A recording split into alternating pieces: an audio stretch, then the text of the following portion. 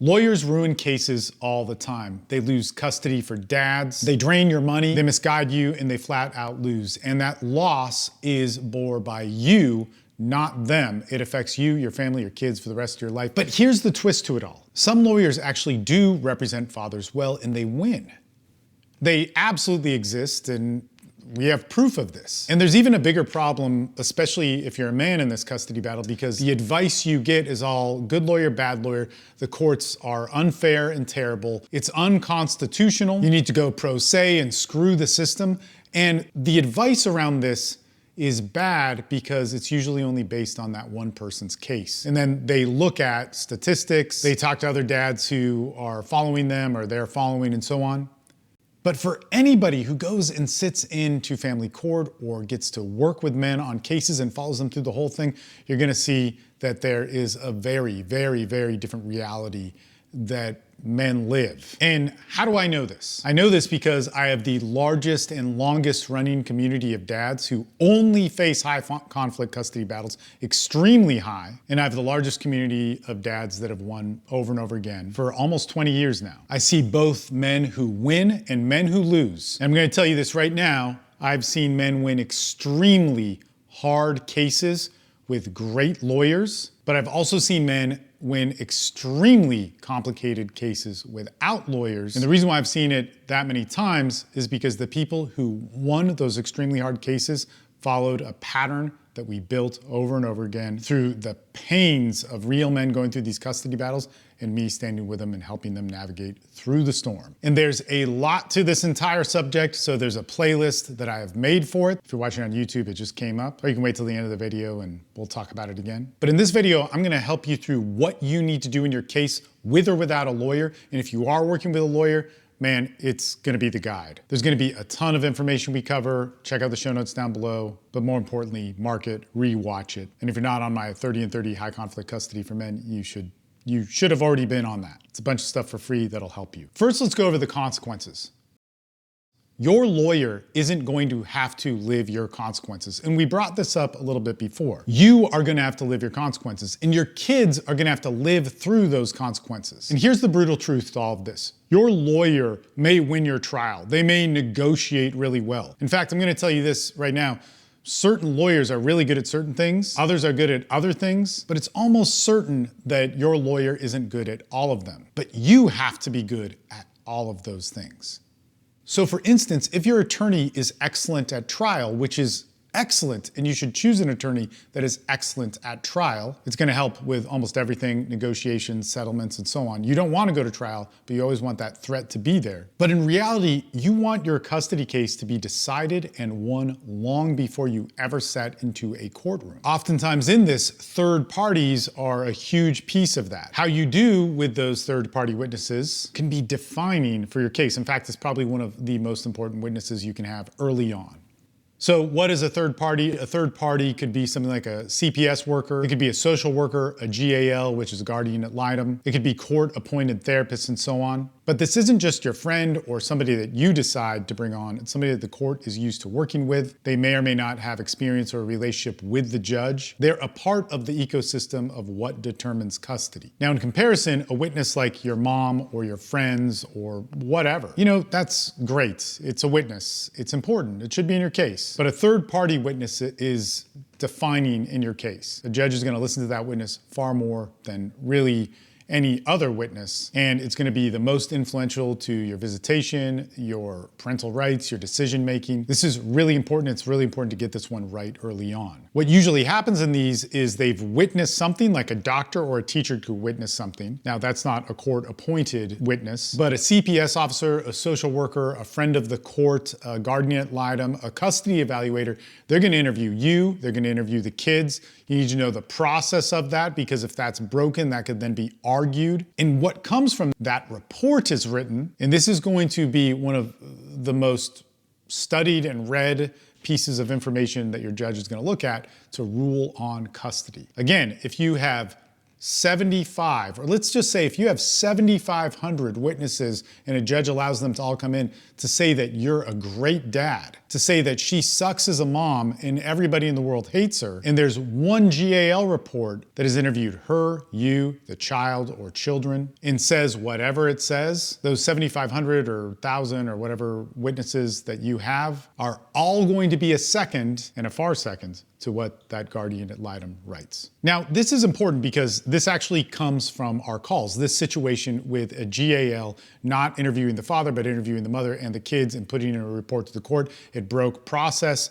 His lawyer, excellent at trial, didn't find that mistake, and there's tons of different mistakes to be found within a case, and that GAL report was not good, and this father, it cost him a lot of money. It cost him time with his kids. It could have stopped the case early on. That dad has had that same attorney that has proven to do an excellent job in other areas, but in this area, he failed, and it was early on, and it cost probably hundreds of thousands of dollars. That could have really stopped a lot of things. These things happen all the time. When I look through attorneys' cases, yeah, I think it's terrible, but I get why it happens. Family law is really complicated. And as this dad who experienced this learned, you got to be the expert in your case. Now let's cover the loser trap in all of this. Guys who consistently lose have this mentality. So one, they think because they hire an attorney, everything's all good. Don't worry, my attorney will handle it. That's why I'm paying them for it. Or they may say, I paid you for it. Why don't you do it? I don't want you to do it. You do it like I say it. This makes you lose. When an attorney's not communicating back, they'll go, oh man, he's just busy or she's busy, which could absolutely be true, but your attorney should be getting back to you at least within a week. Another mentality that is a loser mentality is he'll fix it in the trial. Don't ever wait for that. It's just horrible. And another loser mentality is like, well, this is why I don't need attorneys and I'm strong and can do this and I'm smart enough to do it. I'm gonna tell you right now, you probably are smart enough to do it. My videos are made for men to learn how to do this themselves or work with attorneys. I really don't care. I just want you to win. But to ever be arrogant about family courts and think and think because you know the information, but you haven't studied the battlefield, like by going in and watching it. Let's put it this way. If you've been in family court a lot of times, watched it, witnessed it, whether it's your case or somebody else's case, you're going to be humble. So what wins, what loses in family court, in high conflict court for men that I've seen make men win and make men lose? Now, there's a bit of a contrast here because for each good point I'm going to point out, there's an opposite that we kind of naturally default in as men. So what a winner would do, weekly bullet point posts, clear, factual, to the point. A loser, emotionally dumping emails, gossiping online, using their lawyer like a therapist, using their therapist like a piñata of revenge. A winner is gonna have a super organized file case. Timelines, exhibits, logs, and in fact, they'll have their case file. They'll go to the county clerk's office and get that. If I ask guys what that is and they don't know what it is, this is a good place to start, so you should do that. If you're in the system, go to the system, get your paperwork. A loser is just gonna roll the dice, hope the trial saves you, expect the American court justice to do what it's supposed to do. Don't worry, we all thought that too. A winner is gonna prep for every single third party. What to say, what not to say, how to treat them. This is one of the most important interviews in your entire case. This could stop your case from getting out of control. Getting this right could save you literally hundreds of thousands of dollars. But let's just say it's gonna save you $50,000 minimum if you get it right. A loser is going to complain to that worker about what's unfair. It's going to be their first opportunity at justice and telling the truth. They're going to see it the same as winning a social media debate, which is probably how your ex is attacking you. A winner is going to have calm presence. Not only are you calm, emotionally controlled, and regulated, at least at how the court or the GAL wants to see you, but you're going to show that you're a dad first and a litigant second. So first, you're a father that cares about the best interest of your child, and second, you're a dad in court, and also third, you're a dad going through a breakup or a divorce or a custody battle that is trying. And maybe you might say something like, I know that there's a lot of unfairness and it wrecks me, but I don't want to involve you in that. What a loser's gonna do is every opportunity for a teacher, friend, a random person online, but more importantly, like a GAL, a friend of the court, a doctor, they are going to have it be their opportunity to lecture them and educate them on how screwed up your ex is. Winners make it easy for third-party witnesses to trust them. Losers self-destruct in the name of justice, truth, and being a badass dad. And just to let you know, if you're doing this, it's not because you're stupid or ignorant or anything like that. It's because you didn't know. Like, we all started there. And I really want to hammer this home because every dad started where you are. They're frustrated, angry, overwhelmed, it's unfair, and everything's screwed up. And you want to fix the system, you want her to have punishment, and you can do all of those things. It's just in your family court case that you need to win to get visitation so you can maintain your relationship with your child. You need to switch drastic gears from that. You cannot do both. So I don't care if you do all of those things. In fact, we need you to help change the laws and have the courts care about the Constitution. All of those things are really important, but if you want to win your case, it's going to come from a different angle. So spend 2, 5, 20 hours a day on that, and the other 2, 5, 10, 20, probably more like 20 hours. Spend that on your family law case because it's going to take all of your attention. It's really hard, and it changes on a dime.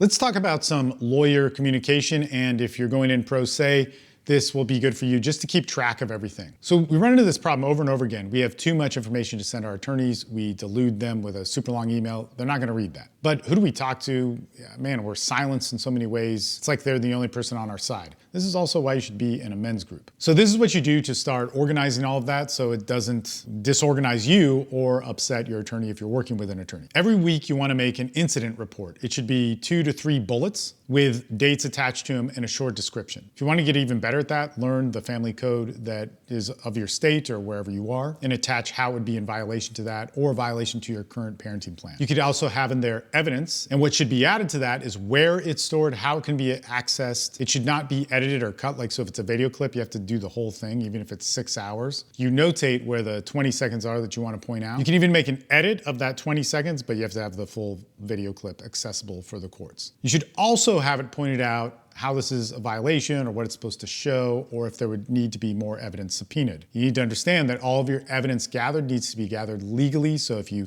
stole someone's phone or something like that, you're basically screwing yourself and it'll get thrown out of court. And even if you find out a truth from that, like I read through her phone and found out that she's trafficking, aliens and outer space beings or whatever it is that it's supposed to be articulating, if it shows that and you got it illegally, it basically kicks all of that out of court. I think that's actually how Cosby got off. You need a track record of your requests, your communication, your examples of good parenting. So a file for requests and actions. Make it clear, to the point, easy to read. You need your court dates, your deadlines, all to be there because you don't want to miss those, and sometimes we have to or ask for an extension. You want proposed solutions, and this is important. We talk about this in other videos, but if there's something like, you can't have the kids this weekend or this is happening or whatever, always propose a solution. It's much better if that solution is something that a court would award. Now, as you're probably getting in a lot of this, it would be pretty useful to understand how the courts work.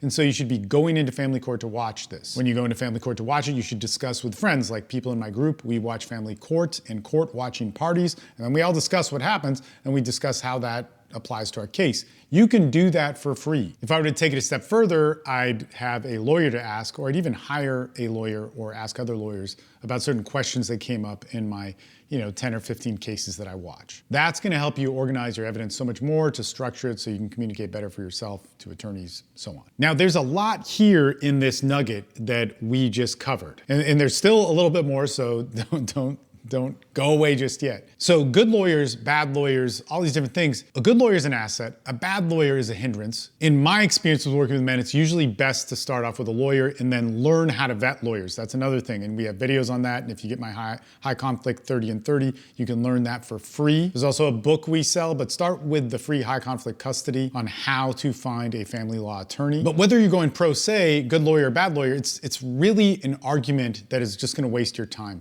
You're going to have to be consistent in all of it. You're gonna have to know more than your lawyer. You're gonna have to study family law more than your lawyer so that you can navigate your case. It's almost guaranteed that your lawyer is going to overlook things, and it's almost guaranteed that you're gonna overlook things. So what is the solution to this? The solution to this is you build a team. If you wanted to know the one thing that my group does differently than anything else offered from anybody else, is that you come into a team, and not only just a team, but a team of people who've already won or going through the exact same thing as you. And the people that have won, I can almost guarantee this, it's been harder than any of your cases. And so here's what we need to do for this to study hard, to get this right, to be a dad that's committed to winning and that can win, and a dad that it's the closest thing I can give you to a guarantee that we'll win. We need to know that the language of the courts is way different than the language of anything else in the world. You need to become courtroom literate. If you want to know how to do that, there's a video right here for that. You need to start understanding the process of family law, and for that is this playlist. And if those things are not good enough for you, get the free high conflict custody guide. It's free in the show notes.